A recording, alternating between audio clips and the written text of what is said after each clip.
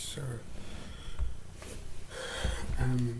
as you can see, I have a problem with the space. I'm somewhat closer to the wall and the white wall, but I've had to push my chair back and move the old white wall. Is it dented already?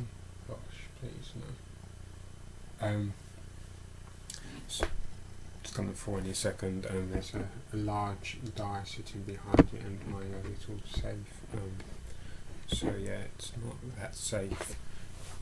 Needed something with more heights, but I couldn't find anything this time. So I should have written some of the text bigger, is what I was going to say. I knew that wouldn't last long. There we go. There we go, prop it back up.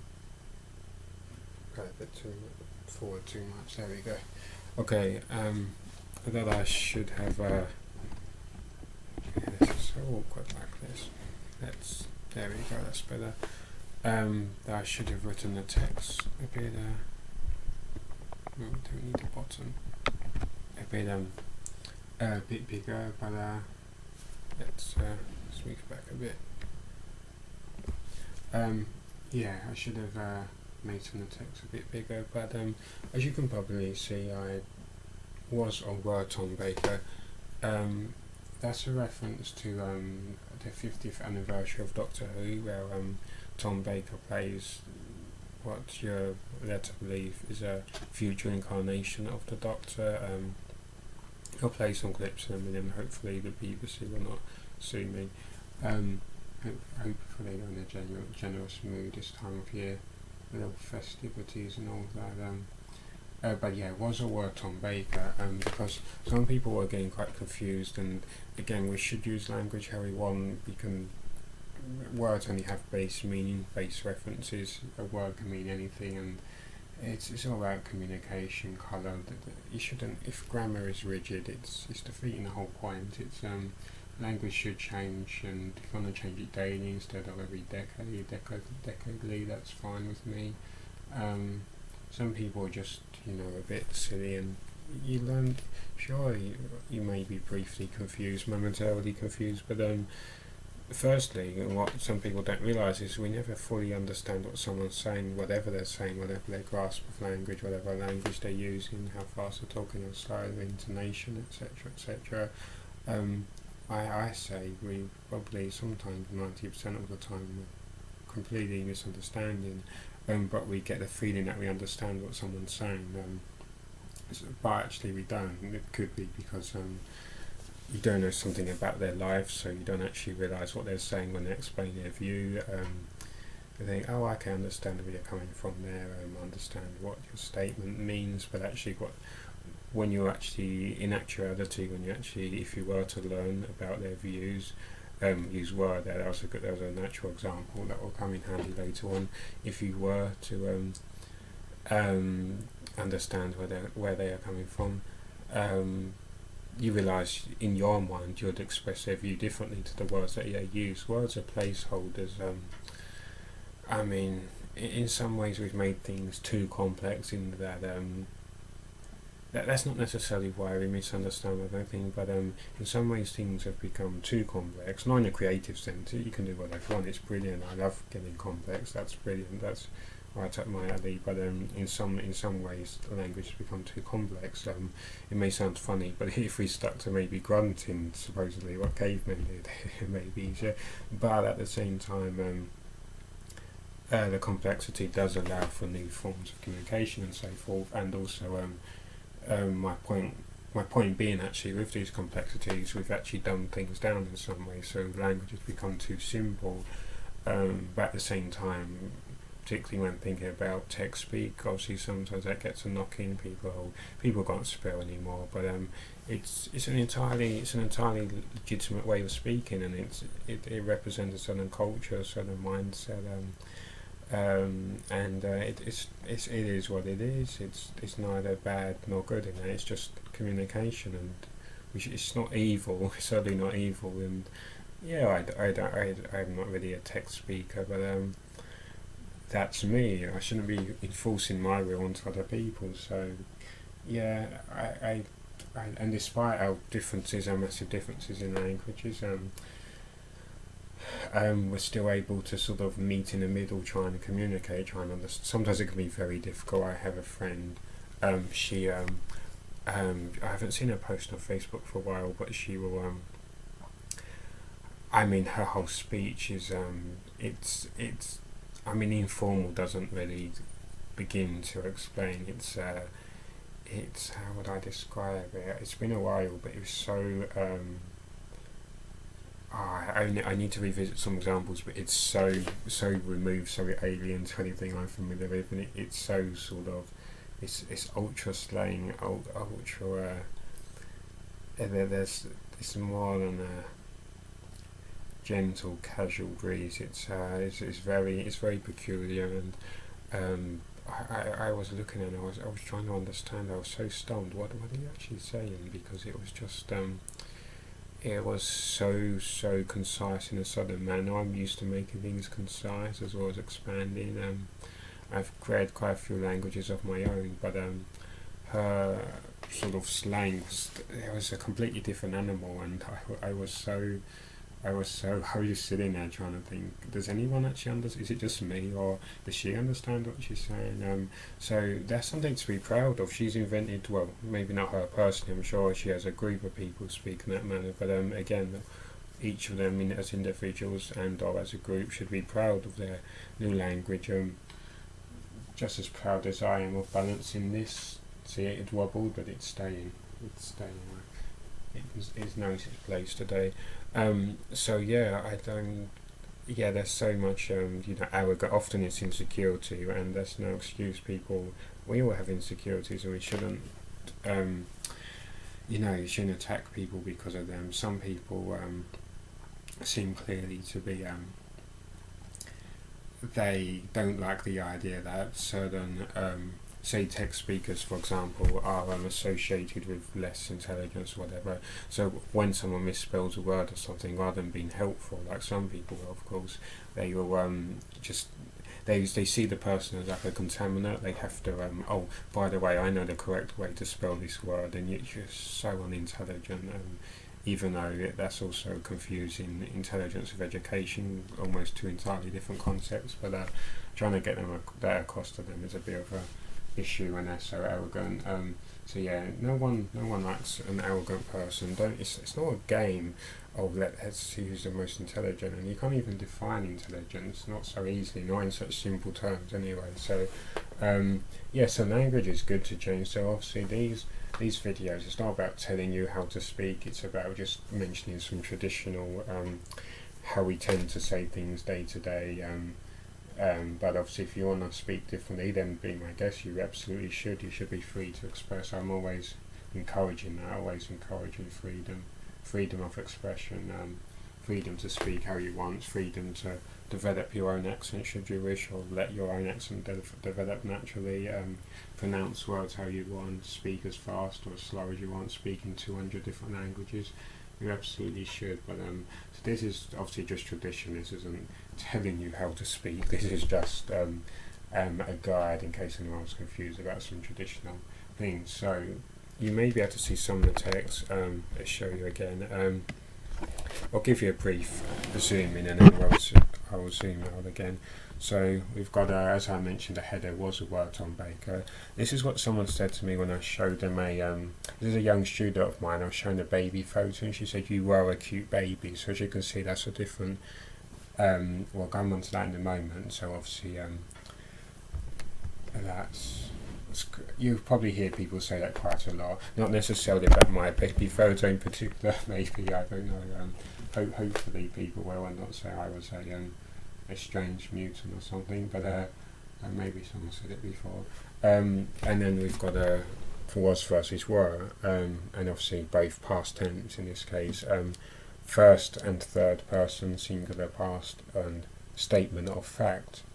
And then we've got were over here, second person singular and plural, and first and third person plural. And I've put some brief reminders at the top in case anyone forgets. First, I, we. Second, you. Third, it, they, he, she. And then underneath the subjunctive mood, where someone was saying they tend to find people, whether students, I'm not sure, or they're talking about someone else, I'm not sure who they're referring to, which group or individual, but subjunctive mood tends to be particularly difficult. But I've noticed for some people, maybe more British speakers, they tend to get confused with the other aspects more. But subjunctive mood, hypothetical, imaginary, say something like classic, like I wish I were a helicopter pilot or something. And there's again a common starter, often starting with if or wish, and so if and wish rather. Often if I wish I were I wish I were a ballerina. If I could wish I were a ballerina. I think it was EastEnders. I can only apologise, but for some reason there's been a virus on my YouTube account for some reason on my phone. It keeps loading EastEnders videos, and the virus is really gripping, because what it does is it's not like a standard, bog standard virus, so to speak, or malware or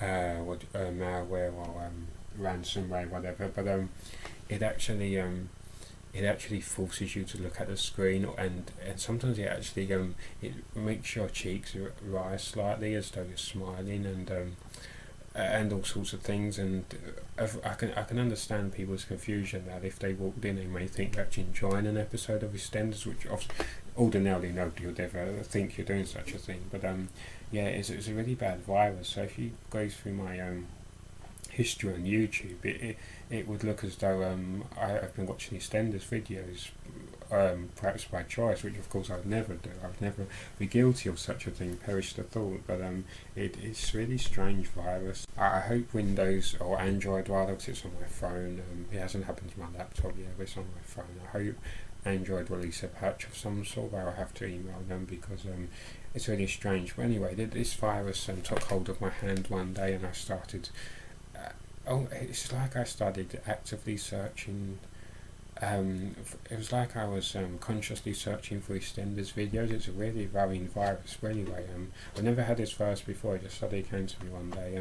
So anyway, my hand was moved to literally and figuratively to seek out EastEnders videos. I was minded to look for some EastEnders videos, and I think it was Stacey or someone was in a very peculiar manner. I forget, I may be wrong, but as I say, I was confused by this virus, because it's obviously I'd never be watching EastEnders videos by choice. Obviously, perish the thought, and I have standards. And also I should say something good about Stacey. In the beginning, she might have been a bit of a dodgy character, and as I say, I don't watch EastEnders, but her some of her deeper storylines are really good. She's probably the only good actress in the show, but I'm going to get in so much trouble now. But she is a really good. I saw some of her clips, and I don't watch EastEnders, but obviously that's neither here nor there. I was quite impressed by some of her performances. So Lacey Turner, I think the actress is called. So back to the virus that obviously forced me to was that the poster edit? No, we had the post, didn't we? Okay, apparently I've got the post again. I'll be back in a sec. Sorry, it was just a pizza, a leaflet, as I feared, so I just left it on the floor for a moment. Because we had the post. I think for me, I'm still waiting for my MRI results, but so I think it's going to be a Christmas present at the earliest. So, but she's a good actress. She's really matured. I was very impressed by her acting, and the intense storyline she had to deal with. So I found myself really feeling for the character, very very relatable struggles she was going through and things. I wanted to give praise to Lacey Turner. I started searching some videos. As I say, I came across some peculiar usage. And again, some people will say, you already know my view, that people should speak how they want, and it's grammar change, and English doesn't make sense anyway. Some people, so-called purists, you can't do this, you can't do that, and if you actually listen to what they were saying, you'd still be left with a mess, because the English wasn't gifted to us by gods or something. It was something we cobbled together over time. and that's part of the beauty of it. It's a nonsense language, and it's a greatly nonsense. But yeah. So in addition to that view, what was my other view? I occasionally have two views. Usually I have too many, according to some people. I don't think you can have too many views, can you? Something about creativity. Oh yeah, because some people might complain and say they're saying some people's view there was a grammatical error, shall we say? Okay, this is poor. You don't speak like that. Well, hang on a minute. Firstly, it's about how people speak. Whether it's correct or not, the whole point is whether you believe people in the East End in the past or present speak like that. This is a character who speaks like that. The characters aren't supposed to be perfect in any way, shape or form. But anyway, in my view, that's not a defect. They should be allowed to colour their language, evolve their language, give new meanings to words. Some people don't quite understand. Language isn't for showing off or trying to be clever, it's for communicating. If you wish to communicate a different way, you wish to express differently, you should. But don't try telling that to some grammarist, because they don't quite understand what language is about. They think it's just for massaging their ego, sadly. But yeah, it's a shame. It's a shame they really let down and dampen people's spirits, because they're so. We should be free and wild to do what we want with our languages. All of them, obviously, not just English. But so I was really intrigued, and yeah, I saw it as a positive. I was quite curious, and as I say, it adds colour when you hear people in the same soap, perhaps in the same scene, talking so differently to one another. It's such a beautiful thing. Having this diversity, having people respond differently, and obviously you have cultural changes and whatnot, different reference points. Language obviously shouldn't be conflated with culture, not one and the same thing, but obviously they connect up, and so it's interesting seeing how people may misunderstand things. I think soaps probably do that too much often, but sometimes it can be put to as I say, I haven't really watched a soap properly in a long while. I used to watch Neighbours, but I really need to catch up. I have no idea what's happening in Neighbours now, other than I think Stephen Dennis, aka Paul Robinson, is still in it, I believe, and he's getting married or has got married, but again, for the 10th time, 100th time. He's a good character, though. So that's a good example. If one was speaking differently, one could also say, let's say particularly if the character was killed off, which I think they kind of did maybe, and then brought him back to life as happens and so. But you might say he was a good character in this. You can see we've got our third here, he, and there we've got well, you can't see anymore, but just on the left for was statement of fact, he was a good character. I will I will add the Doctor Who clips in a sec, but basically, if you listen to what Tom Baker's Doctor says, he says something like, if I were you, and then he says something like, maybe I was you. So, caught it in time.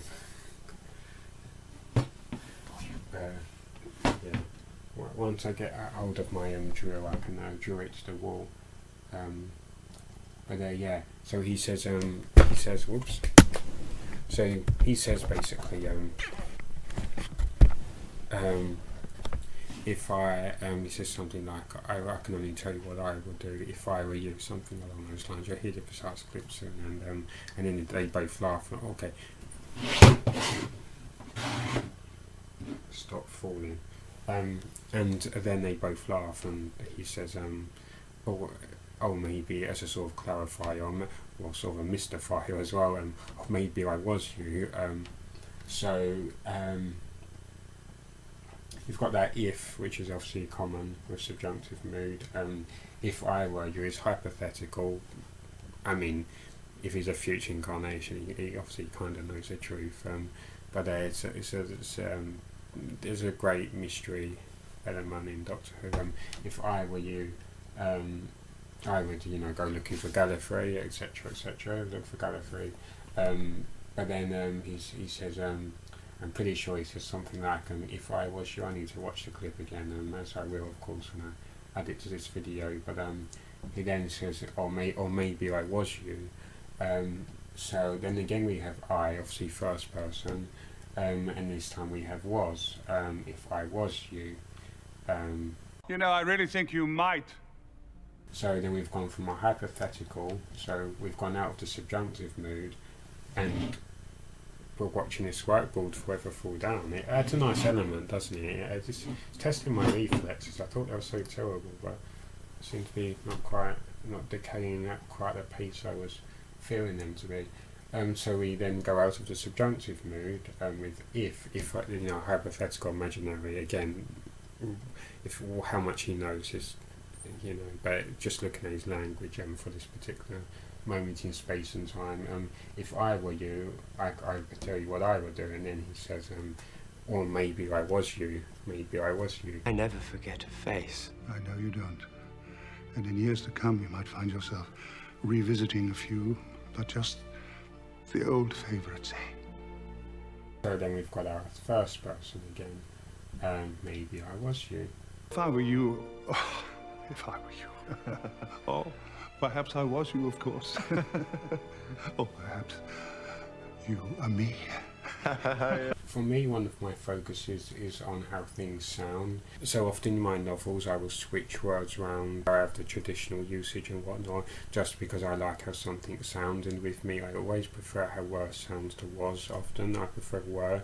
So in some of my particularly what I call neo-English languages, I tend to not overuse, but I use were more than how would traditionally be used daily. So I tend to switch things around. I tend to, as I say, you should speak however you want to speak, and but this is just the traditional stuff. But yeah, I always have I always have an addiction. I always have a compulsion to interpret things in a very audible sense. So which is funny because I'm such a non-verbal person as well, obviously writing novels so much and communicating so much using words. It's funny that I often think it shows how they're connected still. So even though obviously I get deep into my books and stuff, and I still visualise characters and whatnot, I still hear voices and things, and I guess that's part of it. But obviously hearing people speak around me and things, that helps colour my ideas for my books and things. That helps colour my ideas for my books and such, because maybe I'll pick up on someone's pronunciation or something, and I just certain words will stick out more than others, and you find yourself just being attracted to certain words. So that's not the only way I'm attracted to words, but sound does play a consistent role in determining often just how I interpret a word. It sort of gives its own meaning. So I'm not speaking about intonation necessarily, but it just has a certain presence, and I feel okay, you can do something very particular with that word. I think I'm going to change this or that, and change the kings and so on. But yeah. So anyway, I hope that was somewhat useful. I have some more clips to add to the video, but I'm running out of space on my hard drive, so now I must free up some space while finishing this video and uploading it. So it was just a very quick overview, and I will add some more details some other time perhaps, and maybe leave some sentences for you to have a go at cracking. So goodbye for now, and thank you for the cheese. It's entirely up to you.